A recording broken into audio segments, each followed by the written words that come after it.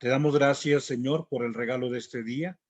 Gracias por todo aquello con lo que tú has manifestado, el amor que tú nos tienes. Gracias, Señor, por aquellos con quienes nos encontramos durante estas jornadas. Te pedimos nos concedas que cada día vayamos descubriendo tu santa voluntad. Al descubrirla, encontrar nuestra felicidad.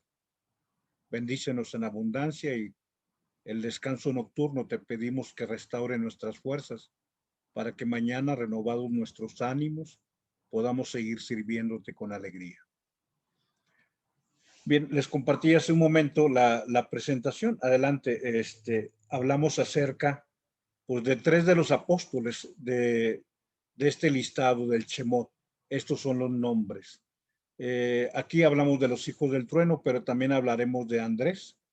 Y bueno, dentro de este elenco de los discípulos, la verdad, quizás sea un elemento más para subrayar la eficacia de la obra de Dios.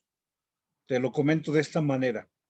Si tú revisas las personas elegidas en el Antiguo Testamento y en el Nuevo Testamento, con la salvedad de la Madre de nuestro Señor, pero todos ellos tienen una serie de elementos adversos. Pongo el ejemplo de Abraham. Abraham es alguien de 80, 90 años. Pues Dios es eficaz aún con una persona de edad avanzada. Y Sara, su esposa, pues también de edad avanzada, pero aparte estéril. Bueno, el elemento adverso hace que se subraye la eficacia que Dios tiene. Si Dios hubiese escogido en lugar de Abraham y de Sara a un matrimonio, por decir así, de personas de 30 años, pues entonces la eficacia más allá de lo que Dios hace es la eficacia de la naturaleza o de aquellos dos personajes jóvenes con quienes Dios empezó una aventura. Pero aquí la aventura de fundar un pueblo, de formar un pueblo, la hizo con dos personas seniles, dos personas de edad avanzada. Y así, por ejemplo, podemos subrayar el hecho de que David era el menor y era enclenque, era alguien frágil, débil, pero bueno, Dios ubica que tiene otras cualidades. Pero así, por ejemplo, podríamos subrayar con Samuel que Ana, su mamá, era también estéril, aquella que cuando estaba orando pensaron que estaba tomada, pero no, o sea, ella estaba agradecida con Dios porque Dios le estaba regalando el don de la fecundidad. Y así podríamos seguir refiriendo en el caso de Saúl, de David, de Salomón, y en el caso de estos 12 apóstoles, el elenco con las salvedades que ya subrayamos en la tarde, manifiestan como con 12 personas, con un perfil, la verdad, poco prometedor, digámoslo humanamente, o sea, porque pues la historia Dios la escribe, pero estos 12 apóstoles, este puñado de apóstoles, por sí mismos, lo que dice Gamaliel, si esto es obra del hombre, se va a acabar, pero si es obra de Dios, ni aunque queramos acabar con ella. Entonces, es quizá de los elementos que subraya precisamente estos 12 nombres. Y vamos pues al caso más palpable, la cabeza. Es un pescador ignorante, un pescador atrabancado, un pescador irascible, un pescador primario, un pescador, voy a decirlo, con desconocimiento, pero analfabeta, o sea, no era el hombre sabio, o sea, no era el hombre con una gran cultura. Pero bueno, aquí está la obra de Dios, porque esos 12 rudimentarios habitantes de Galilea pues, permiten ver que la obra de Cristo es eficaz por Cristo, por el Señor, por su Espíritu Santo. Bien, adelante, vamos al texto del Evangelio. Que el Señor esté con ustedes y con tu espíritu. Proclamación del Santo Evangelio según San Mateo. Gloria a ti, Señor Jesús. En aquel tiempo Jesús, llamando a sus 12 discípulos, les dio autoridad para expulsar espíritus inmundos y curar toda enfermedad y dolencia. Shemot. Estos son los nombres de los 12 apóstoles. El primero, y subraya el primero, Simón, llamado Pedro. Y ahora sí todos los demás. Y su hermano Andrés, Santiago el de Zebedeo, y su hermano Juan, Felipe y Bartolomé, Tomás y Mateo el publicano, Santiago el alfeo, Tadeo, Simón el celote, Judas Iscariote el que lo entregó.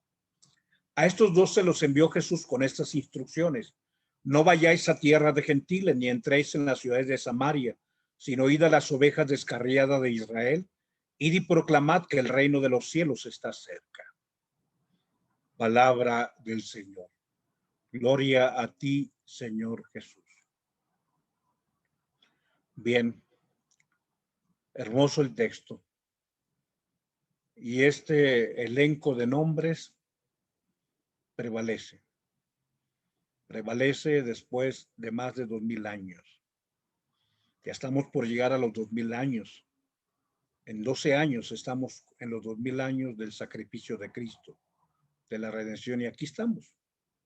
Incluso con el bochorno de un tiempo como el nuestro, en donde la cuestión de el lastimar a niños con esa torpeza, con ese antitestimonio y bajos impulsos rastreros, daremos cuenta a Dios, cada uno de los que hayamos lastimado sus ovejitas, como la noticia reciente que pues tendría que tener un análisis de los niñitos originarios de Canadá. Y esto pues no tan solo más que lo que conocemos, aparte de todo lo que ha sucedido en 2000 años, que nos avergüenza, pero aquí está la iglesia santa y pecadora.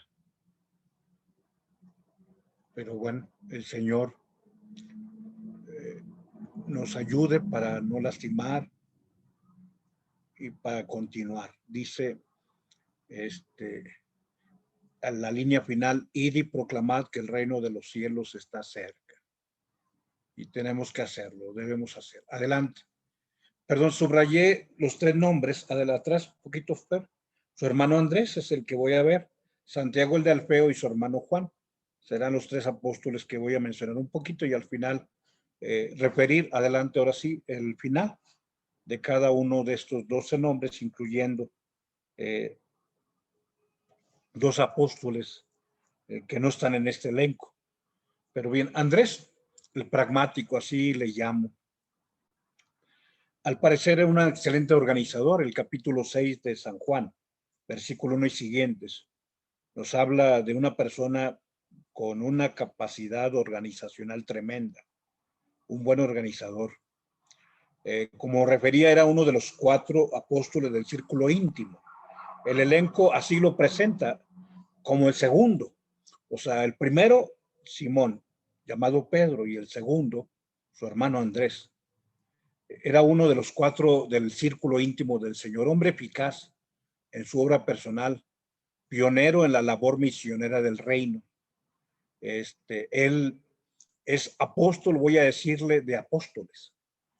Él es el primero que se encuentra con el Señor.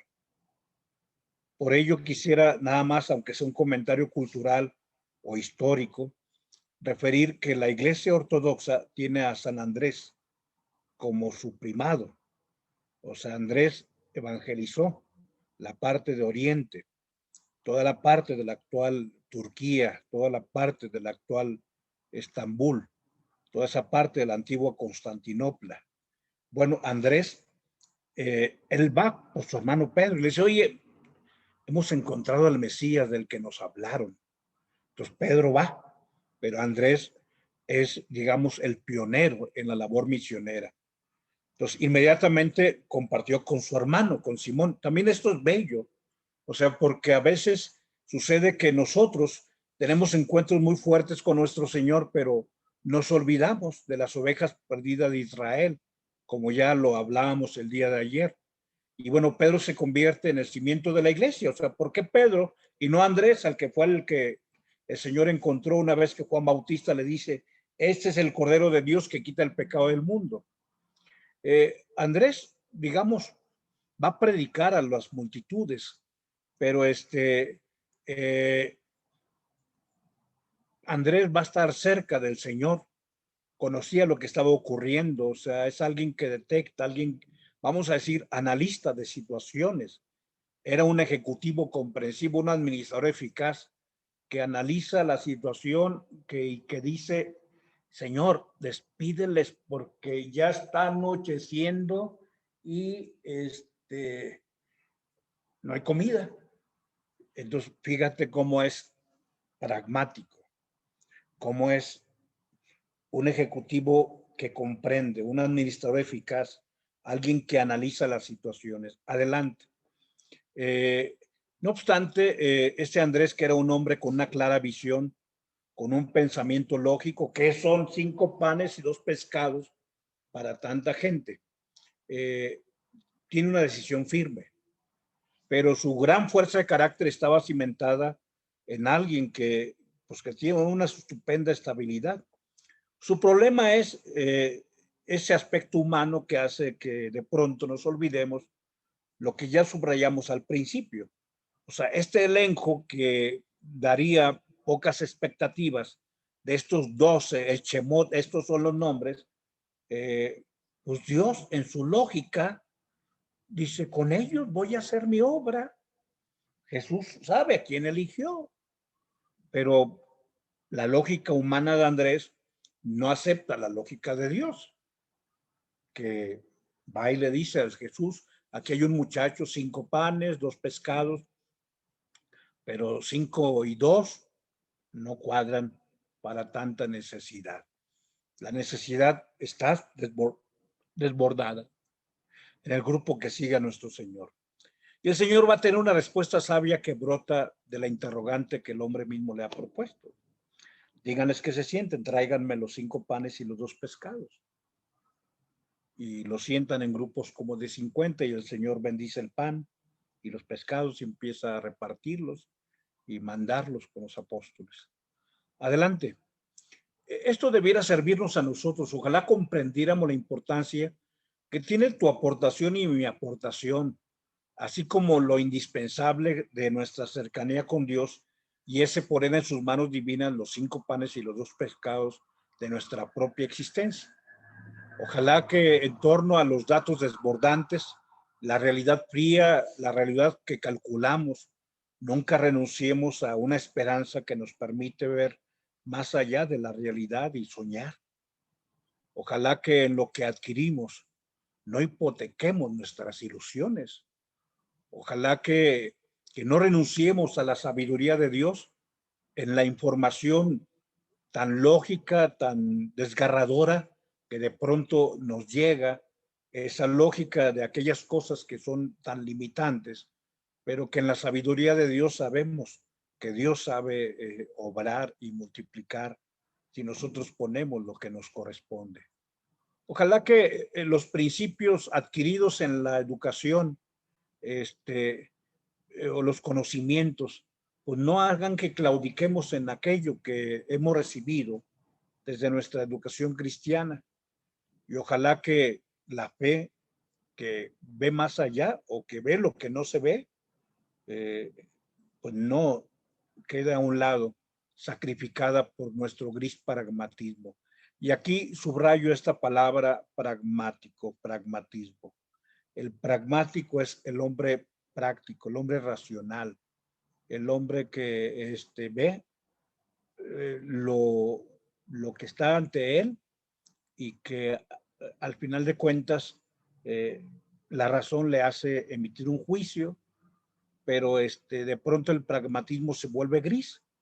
¿Por qué? Porque ¿cuál es tu horizonte para el día de mañana si solamente ves las noticias del día de hoy?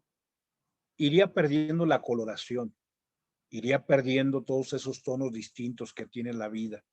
y te quedaría solamente un horizonte grisáceo, tal cual. Hablemos ahora adelante de los dos hermanos. Hablemos de Santiago y Juan y hablamos de protagonismo y cólera. Santiago es el mayor de los hijos de Zebedeo, a quienes Jesús apodó los Boanerges, los hijos del trueno. Tenía 30 años cuando se convirtió en apóstol, que para aquel entonces 30 años, pues era ya una persona a la mitad de la vida. Vivía en las afueras de Capernaum, en Betsaida. Recuerda nuevamente este lugar, Betsaida, el lugar donde nace Pedro y Andrés, donde nace Santiago y Juan. Y Betsaida como aquella casa de retiros que tenía la parroquia del Rosario. Por eso tenía este nombre, era pescador. Y siguió su llamado con su hermano menor Juan y en asociación con Andrés, con Simón. Santiago y Juan disfrutaban la ventaja de haber conocido a Jesús antes que los otros 8 apóstoles. O sea, casi al mismo tiempo de Andrés y Pedro, Santiago y Juan se encuentran con el Señor. Y las habilidades de Santiago y Juan estaban en contradicción con su temperamento. Parecía, digamos, tener una especie de bipolaridad, dos naturalezas, ambas activadas por sentimientos fuertes. ¿Cuáles eran esas dos naturalezas? El protagonismo y la cólera. Adelante, eran temperamentales, eran manipuladores, eran vehementes, decididos, tercos, pero esos tercos que a veces ya ni piensan, o sea, inamovibles en aquello que están considerando. Eran vehementes cuando algo les provocaba indignación. Simple y sencillamente toman la decisión de que Samaria no tenía por qué seguir con vida. Y entonces van y le dicen al Señor que si Él quiere que los castiguen. Tenían fuerte temperamento cuando se les provocaba y ya cuando pasaba la tormenta, pues solían justificar su ira diciendo que se trataba de una justa cólera. Eran los que querían pedir fuego, te decía en Samaria. Por ser irreverentes no quisieron recibir al Señor, pero aquellos que mandaron a la mamá para que solicitara que uno estuviera a la derecha y el otro a la izquierda. Y la invitación del Señor adelante es para la tolerancia. El rechazo que padece nuestro Señor Jesucristo de parte de los samaritanos y la reacción que tienen Santiago y Juan ante ese rechazo nos da la pauta para hablar sobre el tema de la tolerancia y también sobre nuestra intolerancia.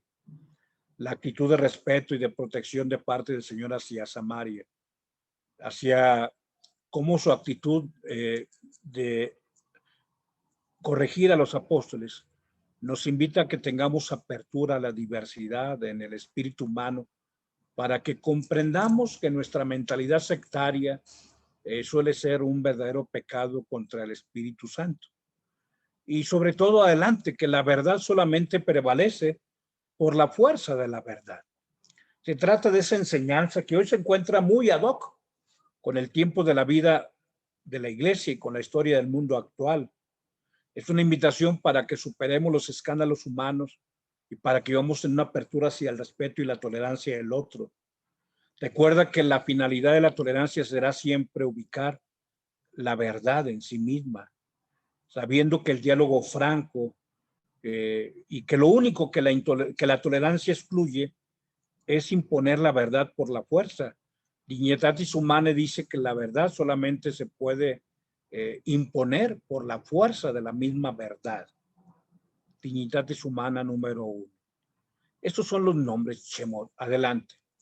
Vamos viendo cómo concluye esta historia. El Señor sabe a quiénes eligió y estos 12 apóstoles van a ser lo que quizá algunos de nosotros que tenemos otro rango de cultura, otro rango quizá de formación, incluso de solvencia o de posicionamiento social y económico. No hicimos o no hacemos lo que ellos. El Señor no se ha equivocado en elegir. Y puedo decir que ni siquiera en Judas, porque a todos nos ofrece la libertad de decidir. El Señor no quiere gente a la fuerza. Y aquí está Pedro crucificado con su cabeza hacia abajo, porque él manifestará que no es digno de morir como murió su maestro. Adelante, la muerte de Andrés con la cruz aspada, así se le llama. esta cruz donde está prácticamente sin sostenerse los pies, y esto obviamente provoca mayor fatiga y una muerte más rápida, porque recuerda que la muerte al final de cuentas era por asfixia. En el caso de Pedro también es parecido, porque al estar con la cabeza hacia abajo, no tiene dónde reclinar sus pies o dónde apoyarlos. Entonces la cabeza y las extremidades superiores poco a poco irán venciendo, y el peso del cuerpo con su 90% de peso sobre el 10%, y doy un porcentaje en realidad muy favorecedor para el peso de la cabeza, pero efectivamente hará que se vaya cerrando la tráquea, incluso en esa postura donde la sangre se agolpa en la cabeza, y pues debe provocar tantos, no sé, mareos. Tú sabes lo que sucede cuando de pronto te levantas y se sube la sangre a la cabeza y te mareas y empiezas a ver las oscurito y las estrellitas y todo ello. O sea, bueno, el Señor los ha elegido, y Él sabe por qué. Eligió más allá de personas con tantas cualidades, personas que con tropiezo supieron levantarse, y enamorados de Cristo, que quizá sea el elemento más importante. Enamorados de Cristo, estuvieron dispuestos a hacer todo por Él. Aunque fuesen 12 hombres ignorantes y rudos, eh, se decidieron por el Señor. Adelante. Santiago el Mayor, decapitado, es el obispo de Jerusalén, Santiago, y Juan, el que le pide con la mamá un lugar a la derecha, otro a la izquierda. Adelante, el hermano Juan Apóstol muere solo, desterrado en la isla de Patmos, anciano, allá con más de 90 años, y un día muere allá solo, una, un tipo distinto de martirio. Adelante, Santiago el de Alfeo muere a garrotazos. El Santiago, el menor, como se le llama, lo golpean tanto que le abren la cabeza, el cráneo, se le abrieron y salió su masa encefálica. Ahí está, dando testimonio de su Señor, manifestando que el Señor lo eligió porque ubicaba que tendría un corazón tan grande como para decir, puedo no tener tantas cualidades humanas, pero mi enamoramiento de Cristo me lleva a reproducir lo que Él hizo en la entrega, enamorado por Él. Adelante, San Mateo, Santo Tomás el Apóstol, también muere degollado, pero fíjate, aquel que le pide al Señor que le permita meter su dedo en su mano y la mano en el costado, le van a abrir el costado, para que muera. Pero fíjate el triple castigo: va a ser degollado, va a ser hendida la lanza en el costado, y también apedreado, también lo apedrean, también muere lapidado. Tomás el incrédulo, aquel que quizá dice las palabras más afortunadas que tú y yo hemos conservado en la liturgia: Señor mío y Dios mío, cuando manifiesta su fe después de la incredulidad. Y el Señor le dice: tú crees porque has visto, dichosos los que creen sin ver, sin haber visto. Pues bueno, él va a dar testimonio también del Señor. Adelante. Ahora sí, San Mateo, el recaudador de impuestos, el que tenía el nombre de Leví, el que tenía el nombre de los patriarcas que fue elegido para el culto divino. Entonces, de la familia de Leví, de la tribu de Leví, se tomó a la familia de Aarón, y Aarón era el sumo sacerdote, y toda la tribu de Leví servía al templo. Acuérdate de Lucas 10, que dice que un hombre fue golpeado y dejado en el camino, pasó un sacerdote y después un levita, se les llama levitas, porque eran de la tribu de Leví y servían al templo y se servían del templo, digámoslo llanamente. Bueno, este apóstol que tiene el nombre de uno de los patriarcas y que se convirtió en un cómplice, un aliado del imperio opresor como el imperio romano, lo van a martirizar desollado, le van a quitar la piel y le van a pues, provocar tantos dolores. Es impactante, pero bueno, es la historia y es la expresión del artista. San Felipe, adelante, aquel que incluso tiene cercanía con los griegos. Cuando un grupo de griegos querían conocer a Jesús, van con Felipe. Y entonces Felipe se acerca a nuestro Señor. Este Felipe es el que te decía en el capítulo 14, versículo 7, después de que el Señor dice en Juan 14, 6, yo soy el camino, la verdad y la vida, nadie va al Padre si no es por mí. Felipe en el versículo 7 del capítulo 14 le dice, Señor, muéstranos al Padre y eso nos basta. Y el Señor le dice, Felipe, tanto tiempo que tengo entre ustedes y todavía no me conoces, quien me ha visto a mí ha visto al Padre. ¿Cómo me dices tú, muéstranos al Padre? ¿O no crees que yo estoy en el Padre y que el Padre está en mí? Bueno, Felipe, el que tardaba para procesar lo que el Señor manifestaba, también va a morir crucificado, también va a morir ofreciendo su sacrificio.